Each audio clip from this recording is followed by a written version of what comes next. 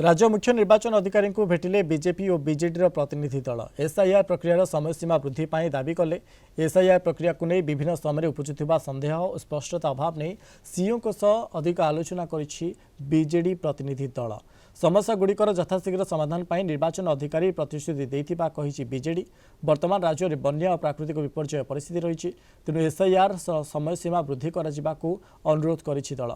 ओडिशार अगस्ट 4 तारिख सुधा थिबा आपत्ति अभियोग दाखल समयसीमा वृद्धि करने को दाबी होइछि। बीजेपी मध्य एसआईआर प्रक्रियार समयसीमा वृद्धि नहीं दाबी करिछि। राज्य बीजेपी उपसभापति जतिन महांती नेतृत्व में एक प्रतिनिधि दल सीएम को भेटी दाबीपत्र प्रदान करिसेंति। राज्य में लगान वर्षा और बन्या परिस्थिति जोगु समयसीमा वृद्धि करने को दाबी करिछि बीजेपी।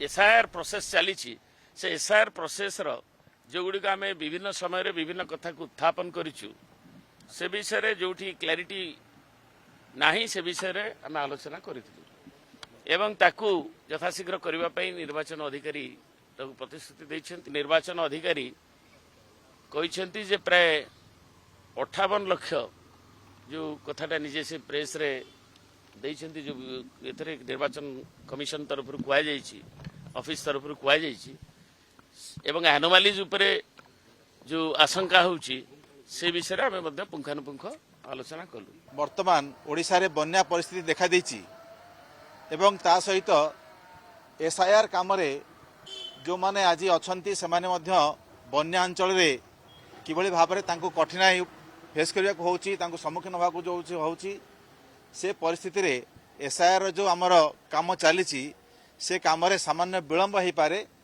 तेणु जो निर्दिष्ट तारीख निष्पत्ति करा जायछि 4 अगस्त पर्यंत ताकू बढ़ेवा पई आमे आज अनुरोध करबा आसिलु तांको दाबी पत्र देइछु।